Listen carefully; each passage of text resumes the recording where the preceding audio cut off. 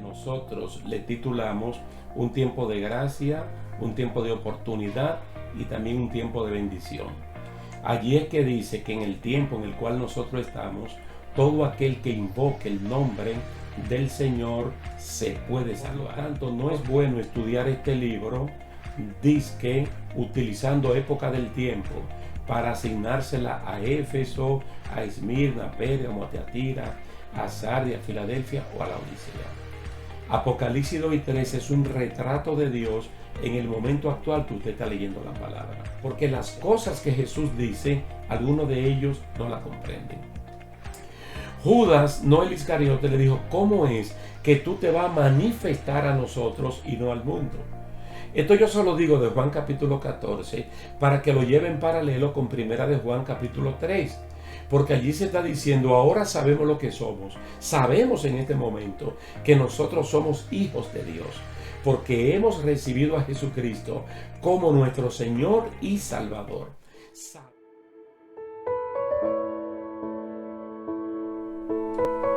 Saludos, Dios les bendiga, queridos hermanos. De nuevo estamos aquí para continuar nuestro estudio bíblico acerca del orden de los tiempos, tal y como está revelada la agenda del Señor en su santa y bendita palabra, una agenda que está diseñada por eventos, pero que no tiene fecha. Vimos en la primera parte lo que es el tiempo de la iglesia, en base a Apocalipsis capítulo 2 y capítulo 3, el momento actual en el cual nosotros estamos viviendo. Dios saca como una fotografía de la iglesia en 7 partes y ahí vemos las condiciones actuales de la iglesia del Señor. Tanto Esmirna como Filadelfia son los mejores momentos para la iglesia en términos espirituales, pero ambas congregaciones tenían pruebas, luchas y grandes dificultades, incluyendo la pobreza de bienes materiales. Ahora vamos a ver lo que se llama entonces el arrebatamiento de la iglesia, lo que popularmente es conocido como el rapto de la iglesia. Usted se da cuenta inmediatamente que estamos hablando de arrebatar la iglesia, de raptar la iglesia. Entonces, para poder arrebatar la iglesia, por eso fue que tuvimos que ver la primera parte, lo que es el tiempo de la iglesia, lo que es el momento de la iglesia. Para esto entonces vamos a ver los pasajes más tradicionales que tienen que ver con el arrebatamiento de la iglesia, que son los pasajes que están en Primera Tesalonicenses capítulo 4 versos 13 al 18 y Primera Corintios capítulo 15 versos 51 al 54. Vamos a encontrar también palabra de soporte en Isaías 42, 9, en Deuteronomio capítulo 29, 29, y también veremos los primeros 2 versículos de Apocalipsis 4, y también un consejo muy bueno que el apóstol Pablo da en la carta a los Efesios capítulo 1, versículo 13 y 14, y también el 4:30. Vamos a ver directamente entonces qué es lo que dice Primera Tesalonicenses 4:13, que es el pasaje del cual ha salido ese gran eslogan de la venida de Jesucristo. Mire la forma como Pablo escribe a los hermanos y el trasfondo. Si usted no lo sabía, debe saber lo que era que algunos hermanos de la iglesia de Tesalónica, ellos estaban esperando a Jesucristo en el tiempo de ellos, estando ellos vivos. Todavía el mensaje de su retorno, cuando Cristo ascendió al cielo, estaba muy fresco y todo el mundo lo estaba esperando en su tiempo, en su momento. Entonces, cuando moría un cristiano, las personas se entristecían sin esperanza. Entonces Pablo, enterado, así es que él escribe, y mire cómo lo hace iniciando en el verso 13. Tampoco queremos, hermanos, que ignoren acerca de los que duermen, para que no se entristezcan como los otros que no tienen esperanza. Si creemos que Jesús murió y resucitó, así también traerá Dios con Jesús a los que durmieron en él. Por lo cual les decimos esto en palabra del Señor, que nosotros que vivimos, que habremos quedado hasta la venida del Señor, no precederemos a los que durmieron. El Señor mismo, con voz de mando, con voz de arcángel y con trompeta de Dios, descenderá del cielo. Entonces los muertos en Cristo resucitarán primero. Luego nosotros, los que vivimos, los que hayamos quedado, seremos arrebatados juntamente con ellos en las nubes para recibir al Señor en el aire. Y así estaremos siempre con el Señor. Y finalmente dice el verso 18, por lo tanto, alentaos los unos a los otros con estas palabras. Tuvo que ocurrir algo de manera sentimental, porque la tristeza es un sentimiento que acompaña al ser humano cuando ocurren cosas adversas, para que fuera revelado esto que está aquí. Si nosotros tomamos en cuenta que las cartas apostólicas, especialmente Primera Tesalonicenses, se puede considerar como el primer documento de todo el Nuevo Testamento, entonces estaríamos hablando de algo que el pueblo de Dios le ponía mucha atención, es decir, estaban a la expectativa. Entonces el trasfondo es que al morir un creyente en Tesalónica, ellos creían que se iba a perder de la bienaventuranza de la venida de Jesucristo. Entonces el apóstol Pablo explica dos cosas que hasta el día de hoy tienen relevancia y son muy importantes. Número uno, si parte un hermano de la iglesia, si muere o si duerme, que es el término que aquí se utiliza, y al mismo tiempo es familiar biológico de uno, muy cercano, uno se puede entristecer, pero por la ausencia física y por la ausencia temporal, no por una ausencia definitiva. Entonces sí se da la tristeza, pero en el creyente es una tristeza que está acompañada con esperanza. ¿Cuál esperanza? De que nos vamos a volver a ver. Por eso es que él dice que si usted y yo creemos en Jesús y creemos que Jesús murió y resucitó, Dios va a traer con Jesús a los que durmieron en él. Es decir, es la segunda parte de la esperanza que el Señor edifica en el corazón de cada creyente. Y es de que nosotros nos vamos a volver a ver, nos vamos a reconocer. Incluso vamos a conocer personas que nunca antes habíamos conocido. Por lo tanto, a los que han sido miembros del cuerpo de Cristo en el tiempo que usted y yo estamos presentes en una iglesia local o un familiar cristiano, miembro de nuestro entorno familiar, valga la redundancia, por seguro que nos vamos a reconocer, vamos a saber quién es quién, cuál es cuál, aunque hay un estatus que ya no lo vamos a tener. Por ejemplo, el de esposo, el de padres, así, o el de hijos, sino que todos seremos hermanos. Quiere decir que acomodada esta idea de que tenemos que tener tristeza, pero tristeza con esperanza, y saber que los muertos en Cristo van a retornar y todos nos vamos a reconocer en el tiempo que esto ocurra. Luego el apóstol Pablo, entonces, todo por inspiración del Espíritu Santo, procede a explicar en palabras propias de Jesucristo cómo es que los eventos, cómo es que el evento va a ocurrir, el del arrebatamiento de la iglesia. Vamos a decir que en el momento que suene la trompeta para ser arrebatada la iglesia, los creyentes estamos como en dos dimensiones o en dos escenarios. Hay cristianos muertos biológicamente, sepultados, que aquí dice que duermen, y otros están vivos, no han conocido la muerte. Entonces, ¿por dónde va a comenzar el efecto del arrebatamiento de la iglesia? Va a comenzar por los que están muertos biológicamente, que hace años que fueron sepultados, cuyos cuerpos ya están en descomposición. De hecho, ya no hay cuerpo, está integrado a la tierra. Entonces el Señor dice que por ahí es que va a comenzar el efecto del arrebatamiento. Por eso Jesucristo viene como con voz de mando, con voz de autoridad, con voz de poder, porque solamente Él puede decir y las cosas ocurrir, después más nadie. ni aun aquellos que tienen una autoridad delegada o una función asignada de parte del Señor pueden utilizar de este poder, que es solamente propio de Jesucristo, porque es Dios. Dice, con voz de mando, con voz de arcángel, con trompeta de Dios, Cristo descenderá. Entonces los muertos en Cristo van a resucitar primero que cualquier cosa que Dios pueda hacer en los vivos.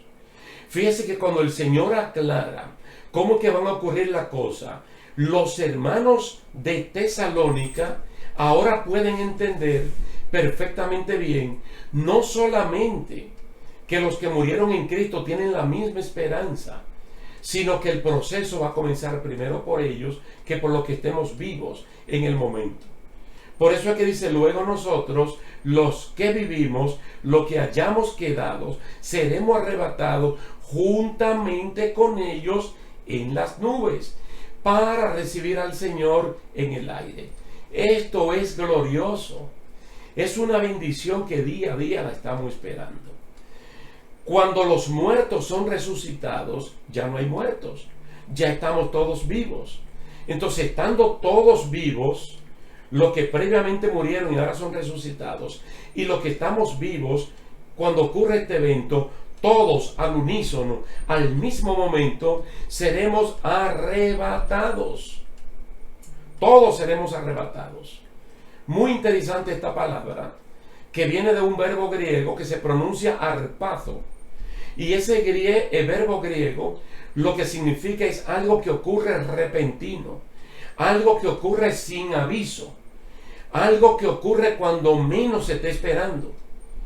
Por eso es que los cristianos popularmente al arrebatamiento de la iglesia le llaman el rapto, porque los raptos no son avisados. Los raptos de la persona o de lo que sea vienen sin un previo aviso, vienen cuando la persona menos lo está esperando. Entonces está hablando del aire, está hablando de nubes, porque el arrebatamiento de la iglesia no es la segunda venida visible de Jesucristo, que posteriormente la vamos a estar explicando. El arrebatamiento de la iglesia es algo exclusivo para la iglesia, es solo para la iglesia, para toda la persona que se han arrepentido de corazón, que han confesado a Jesucristo como su Señor y Salvador y viven de acuerdo a lo que han confesado. Una vez más yo les remito para que lean los capítulos 2 y 3 de Apocalipsis, para que vean el mensaje que se le da a todas las iglesias en plural, a todos los creyentes, que presten atención a lo que el Espíritu Santo está diciendo, porque tiene que ver con un tiempo de santificación, para nosotros poder calificar o cualificar en el arrebatamiento de la iglesia. Ahora vamos a ver cómo Pablo dice esto mismo de Primera de Tesalonicenses capítulo 4 versos 13 al 18, como él lo dice en la primera carta a los Corintios. Primera Corintios capítulo 15 versos 51 al 53, algo que se escribió entre los años 50 y 52 de la era cristiana. Es decir, nos estamos acercando a casi 2000 años que esto fue escrito. Faltarían como 30 años para que se cumplan 2000 años de la escritura de la carta a los Corintios. Fíjese cómo Pablo comienza diciendo: he aquí os digo un misterio. Preste bien atención a la palabra misterio. Él dice, no todos moriremos. Es decir, no todos los creyentes van a morir, pero todos seremos transformados, los que estén muertos y los que estemos vivos. Cuando en un momento, en un abrir y cerrar de ojos, a la final trompeta, porque se tocará la trompeta y los muertos serán resucitados incorruptibles, y nosotros seremos transformados, porque es necesario que esto corruptible se vista de incorrupción y que esto mortal se vista de inmortalidad. Cosa tan grande, que qué promesa tan grande. Fíjese que cuando aquí se está diciendo, ahora le digo un misterio, se está hablando de algo que desde Génesis se pudiera decir en el orden en el cual están escritos los libros, aunque no se hayan escrito en el orden en el cual aparecen, digamos que desde Génesis hasta la carta a los romanos, lo que Pablo está diciendo aquí, nunca antes Dios lo había revelado. ¿Por qué? Porque es un misterio. Y es lo que dice Deuteronomio 29:29. ¿Qué es lo que dice allí? Que las cosas reveladas pertenecen a los seres humanos, pero las cosas secretas pertenecen a Dios. Mientras algo esté en la mente de Dios, es imposible que un ser humano lo conozca.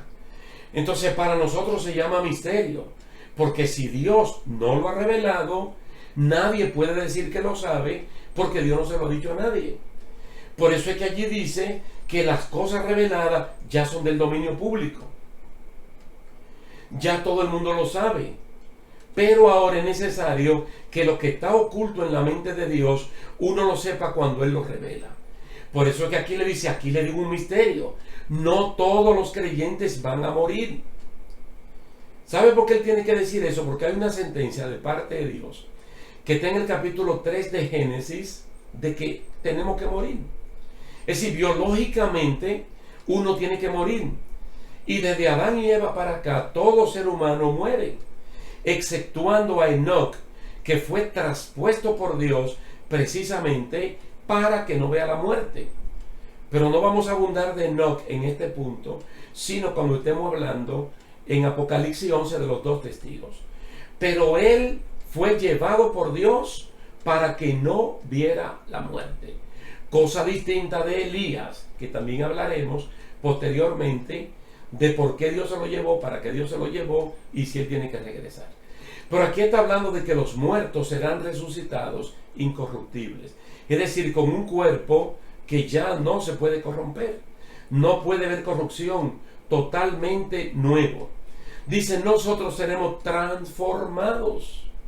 Está hablando del creyente que está vivo y del creyente que está muerto. Unos son resucitados y todos juntos, entonces somos transformados. ¿Sabe cuándo esto va a ocurrir? Dice, en un abrir y cerrar de ojos. Tiene sentido el verbo arpazo que Pablo utiliza en Primera Tesalonicenses capítulo 4 versículo 13 al 18. Porque es algo repentino, es algo sin aviso. Por lo tanto, uno debe estar completamente preparado. Porque el que tiene esta esperanza se purifica. Primera de Juan, capítulo 3, versículos 1 al 3.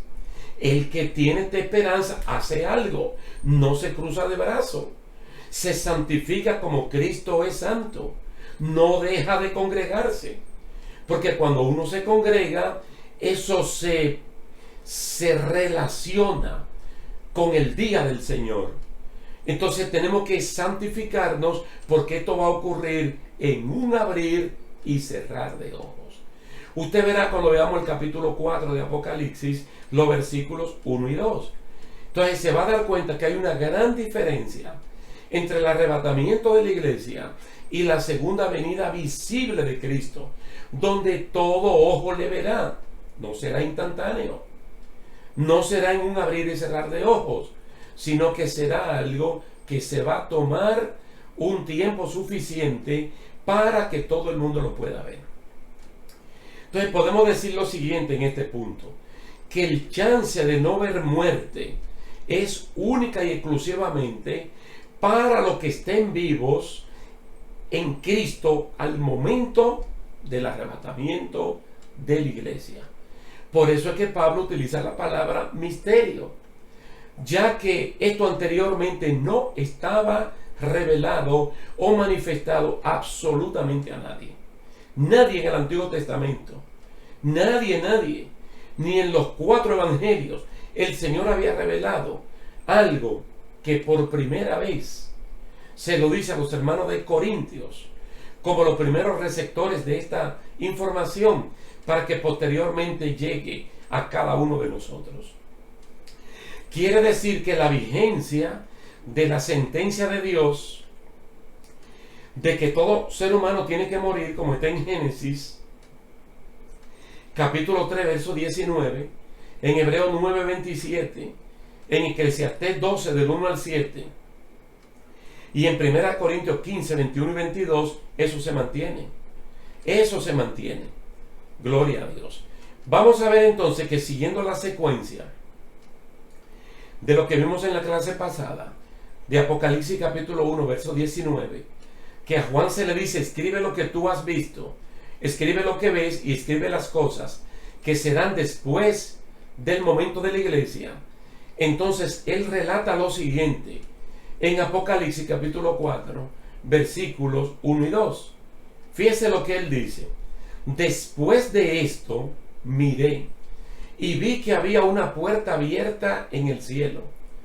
La primera voz que oí era como de una trompeta, que hablando conmigo dijo, sube acá, y yo te mostraré las cosas que sucederán después de estas. Dice, al instante yo estaba en el Espíritu, y vi un trono establecido en el cielo, y en el trono uno sentado. Wow, qué interesante. Que aquí este capítulo 4 de Apocalipsis sigue la misma secuencia de Apocalipsis 1, 19. Después de esto es, después de los capítulos 2 y 3. ¿Y qué son los capítulos 2 y 3? Que yo voy a estar haciendo énfasis todo el tiempo en ellos, el tiempo de la iglesia.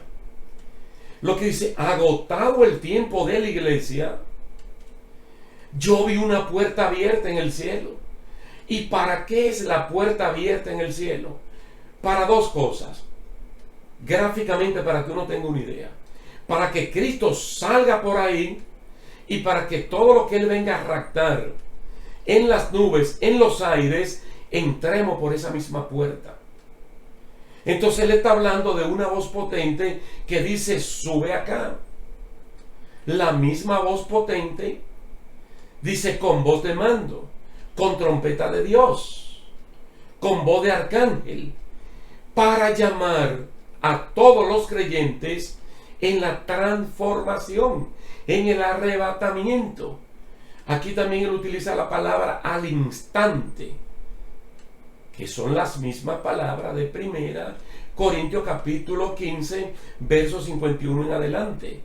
En un abrir y cerrar de ojos. Oh, gloria a Dios. Ahora mire, es muy interesante cuando seguimos la secuencia de Reina Valera del 60. Aquí Juan está recordando que la primera voz que él oyó al principio, en el capítulo 1, versos 10 y 11, la primera vez que Juan oyó la voz como de trompeta, y él dio media vuelta para ver quién era que le estaba hablando. Y esa voz le dijo, yo soy el alfa y el omega. Esa es la misma voz que ahora le dice, sube acá. ¿Y quién es el alfa y la omega? El que murió y vivió, el primero y el último, Jesucristo. Ustedes lo pueden leer en el verso 10. Yo estaba en el Espíritu en el día del Señor, y oí detrás de mí una gran voz como de trompeta, que decía, yo soy el alfa y la omega, el primero y el último.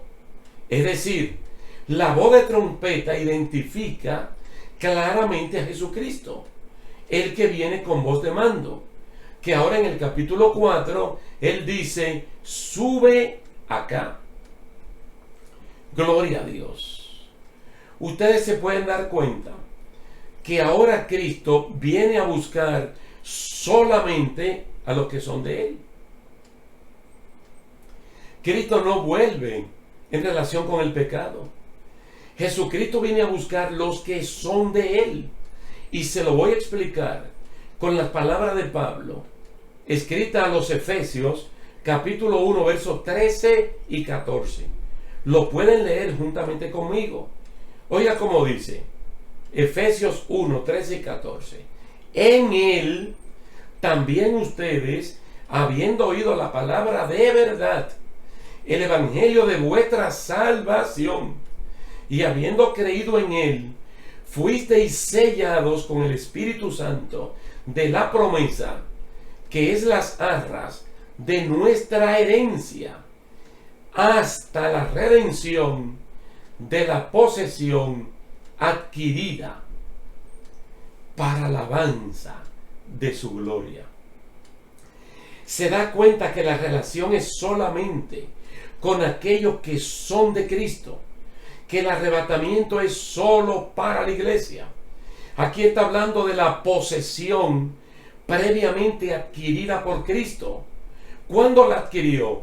Cuando se predicó el evangelio de la salvación, que usted oyó, que usted se arrepintió, usted fue sellado con el Espíritu Santo de la promesa, que ahora es la garantía de la redención para Cristo venir a buscar lo que es de Él. Gloria a Dios. Yo le quiero explicar esto con 3 palabras que abundan en el Nuevo Testamento. Son palabras que están en griego, pero que en el español se entienden perfectamente bien. Mire, por ejemplo, la palabra agora o ágora. Eso lo que significa es mercado. Mercadear es ir al mercado para comprar. Entonces la palabra agorazo quiere decir comprar en el mercado. El mercado grande es el mundo. Y Cristo vino mediante la predicación del evangelio. Todos aquellos que han creído son comprados con sangre. Pero cuando Cristo los compra, no se los lleva, sino que los deja en el mismo mercado, pero le pone la marca del Espíritu Santo, para que sabiendo que están en el mercado, se sepa que son de Él y que no están en venta, y que nadie puede tocarlos. Eso fue lo que Cristo hizo. Él los salvó a usted y me salvó a mí. Pero Él, cuando nos compró, no nos llevó con Él, sino que el Espíritu Santo de la promesa vino y nos marcó, nos selló como propiedad de Él. Estamos en el mercado, estamos en el mundo, pero no somos del mundo. Luego viene la segunda parte, que se llama exagorazo, que es sacar del mercado lo que ya Él compró. Usted ve la palabra ex con X, es sacar fuera. ¿De dónde? Del agora, del mercado. Solamente el dueño de la propiedad es el único que puede venir en persona a reclamar lo que él compró. El tremendo cuidado que debemos tener los cristianos en mantener una relación con el Espíritu Santo de acuerdo a lo que dice la Biblia, porque Él es la garantía de que Cristo vuelve solo por lo que es de Él, por lo que Él compró con su sangre preciosa. ¿Sabe cómo aparece todo eso? En Romanos capítulo 3, verso 24. Dice que usted y yo, siendo justificados gratuitamente por su gracia, mediante la redención que es en Cristo Jesús. Tú y yo no tuvimos que pagar nada. Para nuestro rescate, para nuestra redención, Cristo lo pagó todo, absolutamente todo. Entonces, Él a usted y a mí nos compró, pero nos dejó. Entonces nos dejó con el Espíritu Santo. Entonces la garantía de que nosotros nos vamos con Cristo y de que esta mercancía no se pierde es no contristar al Espíritu Santo de Dios, con el cual fuimos sellados para el día de la redención. Efesios capítulo 4, versículo 30. Entonces se da claramente la relación que nosotros tenemos con el Espíritu Santo. Déjeme finalizar esta parte haciéndote un resumen de cómo es el asunto. Nosotros somos de Cristo porque fuimos comprados por Él. Entonces algunos creyentes pueden morir biológicamente y son sepultados. ¿Cómo le llama la Biblia al lenguaje de morir? Dormir, dando a entender que van a ser despertados. Romanos 14 dice, sea que vivamos o sea que muramos, del Señor somos, porque Él nos compró con su propia sangre. Él nos redimió. Ahora somos posesión de Él. Nosotros somos lo que Cristo adquirió, pero no nos llevó. Entonces ya eso ocurrió. Entonces ahora mantenemos una relación con el Espíritu Santo y no lo podemos contristar, porque el Espíritu Santo se puede apartar. Y si el Espíritu Santo se aparta de nosotros, entonces estamos perdidos, es una mercancía perdida. Por eso Él está diciendo la relación que hay que mantener, tanto en Efesios capítulo 1, 13 y 14, como el 4, 30. Porque ahora Cristo viene a buscar solamente lo que es de Él, para que se dé el hexagorazo. Él tiene que sacarlo del mercado y llevarlo a la libertad, que es la parte que se llama lutro, libertad concebida por alguien que pagó el precio por cada uno de nosotros. Yo insisto, hermanos, que en el orden de los tiempos, las cosas más importantes están en Apocalipsis 2 y 3. Hay un retrato de la iglesia que tú y yo tenemos que vernos en Esmirna y en Filadelfia y estar todo el tiempo santificándonos y pidiéndole a Dios de que su venida por la iglesia sea justo en el día de hoy. Cristo está a la puerta. La esperanza bienaventurada del creyente es que Cristo viene. Vamos a dejar esta parte hasta aquí, dándole las gracias, la gloria y la honra a Dios y a ustedes que nos han dispensado su atención. Así es que en la próxima parte vamos a estar hablando del gobierno del anticristo. Un gobierno que no se puede instaurar mientras la iglesia de Jesucristo y el Espíritu Santo estén aquí en la tierra. Así que Dios le bendiga, Dios le guarde y hasta la próxima.